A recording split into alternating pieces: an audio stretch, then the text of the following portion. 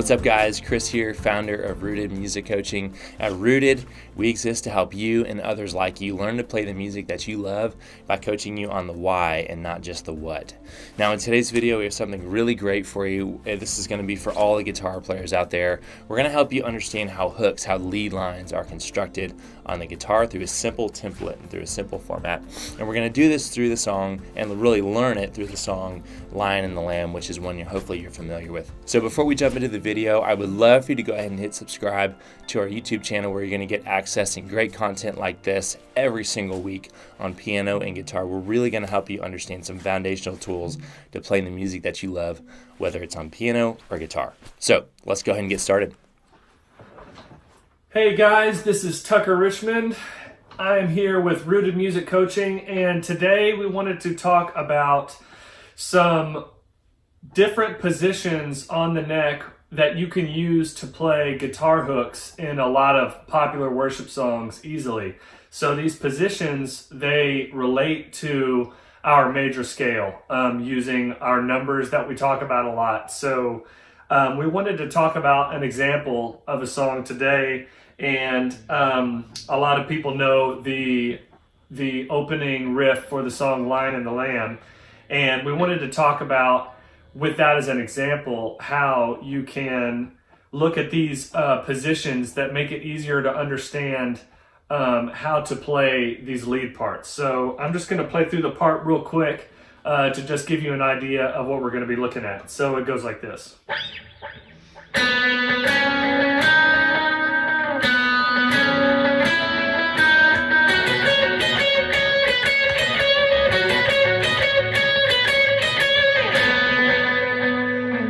So you've heard that part.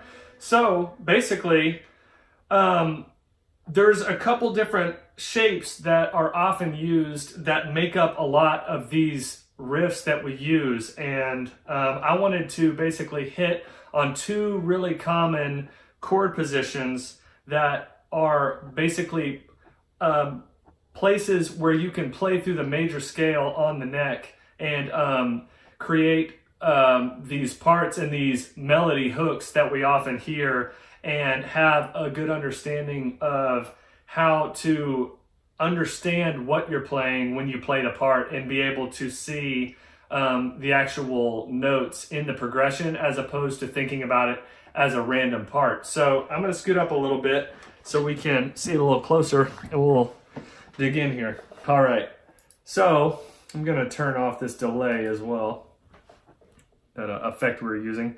So basically, in that opening progression, we hear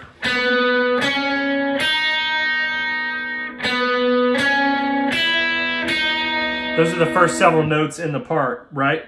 So what we're hearing there is basically just a progression of notes moving up the scale. So basically, we have our 1, 2, 3, 1, 2, 4, 3.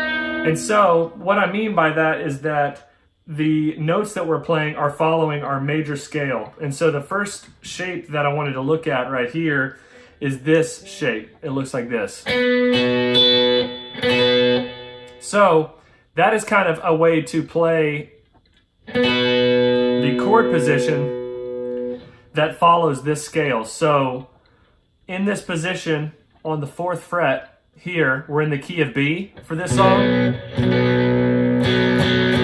right? So on the 4th fret, this is going to be our root note, pointer finger on the G string here on the 4th fret. And just check this out real quick. What we're doing is we are going to walk up through the scale all the way from the 1 note, the root note, until we get back to the root note down here on the E string. It looks like this. 1, 2, 3, 4, 5, 6, 7, 1. One more time. 2. So we got 4th fret on the G string, 6th fret on the G string, 4th fret on the B string. Now we skip down to the B. 5th fret, 6th fret, and skipping down to the high E, 4th fret again. And then on the 6th fret, and then the 7th fret. Our major scale right there. 1, 2, 3, 4, 5, 6, 7, 1. So basically, that shape right there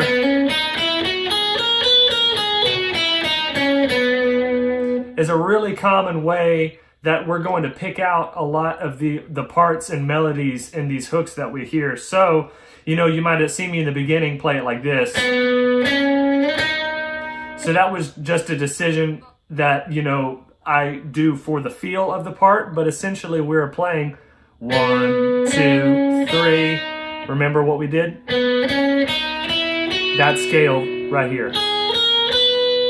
So we're going 1, 2, 3, 1, 2, and then we skip to this note, which was our 4th note in the scale. 4, 3. So that is the beginning intro. That is the first half of the part.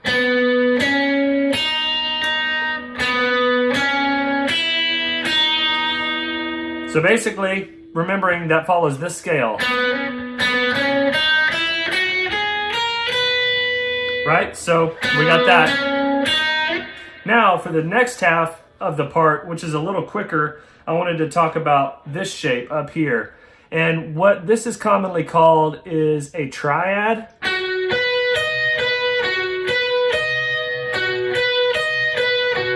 And basically it looks like our first position D chord that I'm sure you've learned at this point. You know what I mean? You're familiar with just a D major. And so the notes that make up that chord are your 5th, your root note, your 1, and the 3.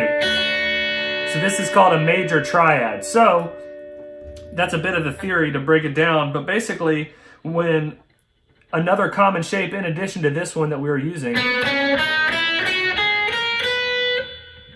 is this one right here.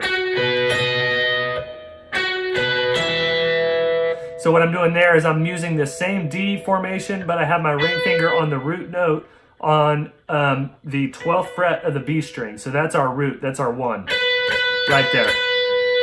And so a common way to use notes in this chord shape is like this. You would play your D formation, your triad, and then you can add your pinky right under your ring finger there.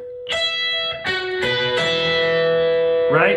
And then you could move your pinky up to the 14th fret there, like this.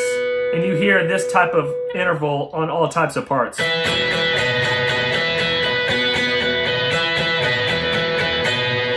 So to break down real quick how we play our scale over this shape, I'm going to back it up a bit. So we're going to get up to here. Remember, this is the root note that we said, 12th fret on the B string. So what we can quickly get our mind around is, starting from the root note there being the 1, we're going to walk up the scale just like we did down here. 1, 2, 3, 4, 5. We're going to now start with that being our root note, and we're going to walk up like this. 12th fret on the B, 1. 14th fret on the B string, 2. Now, 11th fret on the high E is our 3, and then 12th fret on the high E, 4, and then 5. 14th fret on the high E. So, quickly what we did right there was this. Okay, so that's quickly how we can walk it up from the 1. But this shape right here, you see this note, that's another note, right? So what that actually is our 5 note, our 5th note in the scale, just underneath. We say underneath because it's a lower pitch, but it's underneath our root note. So I'm going to back it up a bit here. The way we could connect this position to our major scale like we did down here.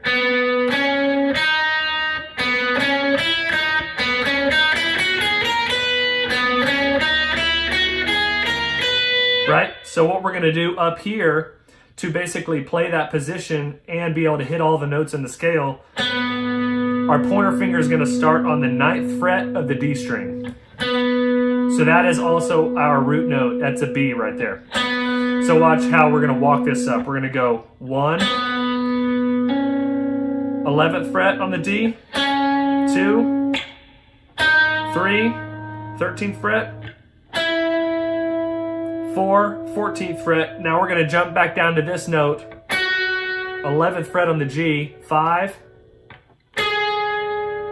13th fret on the G, 6, 11th fret on the B, 7, and there's our high root note again, the 12th fret on the B string. So that looks like this.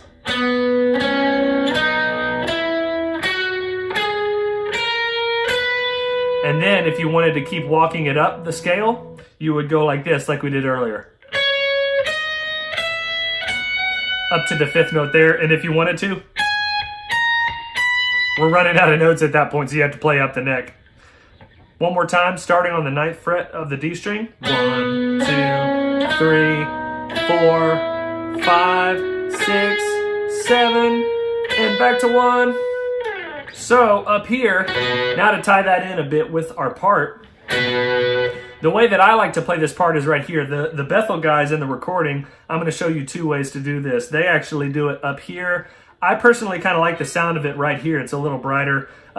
Just, you know, every guitar player feels it a little differently. So using this position, this is how you play those notes. The first note in the second half of the part, or what, real quickly, the part goes...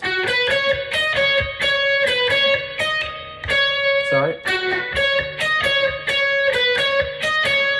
Right, so what we're doing is 5, 1, 5, 1, and then we're using those notes right in that. You can hear 1, 2, 3, 1, 2, 3. So we're basically just using that position.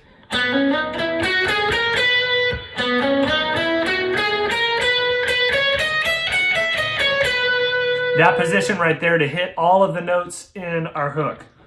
5 to the 1, and then you got a 1, 2, 3 type of walk up.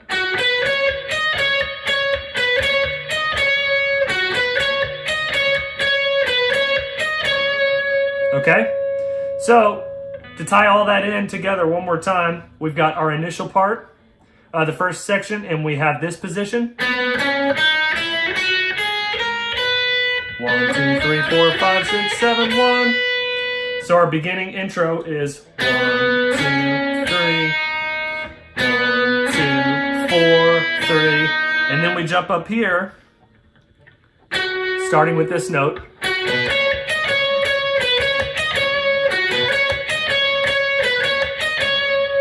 Right? So, real quick, I wanted to just mention this. If you happen to watch a recording of, you know, one of the Bethel guys doing it or something, that riff, they actually do up here.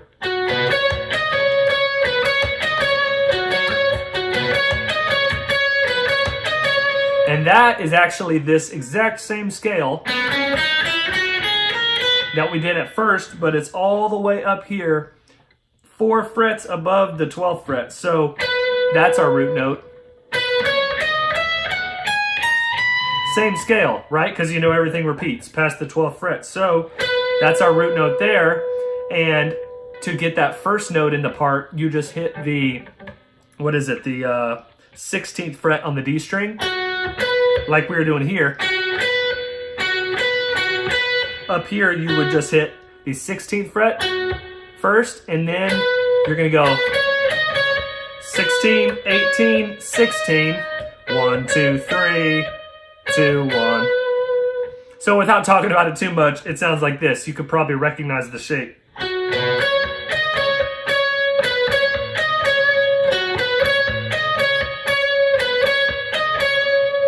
Right? Cool. So yeah, that is basically our 2 locations to play the major scale.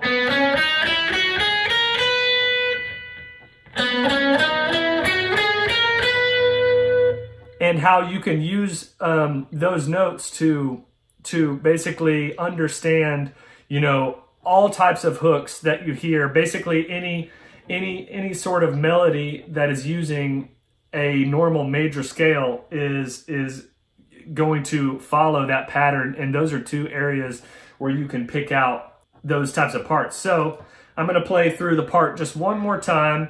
I've got an effect on here to just show you how you tie in these ideas and how you form this part with the scales that we were talking about. So it sounds like this.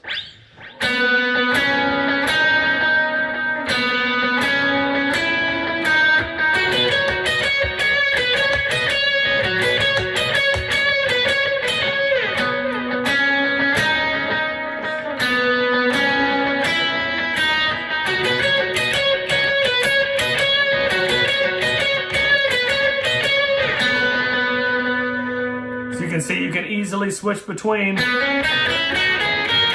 the scale there and this right here with our D form triad.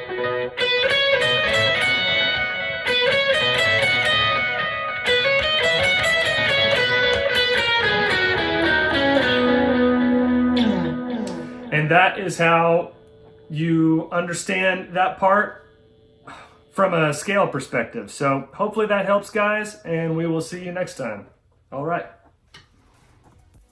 Well, guys, thanks so much for joining us on this video. I hope you found today really helpful, and I hope you found it really informational as you seek to play the music that you love on guitar and really look to understand hooks and how they're constructed on guitar. I hope you had a lot of fun working through Lion and the Lamb as well today. So if you really enjoyed this type of coaching, I'd love for you to check out what we have for you in our monthly membership program. You can visit the link below in our comments, and you're going to see how you can get started with us for a very easy, affordable rate, and you're going to get access to content just like this, coaches just like Tucker, on a daily, weekly basis, and really learn to play the music that you love. So go ahead and check out that link and get started with us today in our monthly membership program, and we look forward to connecting with you.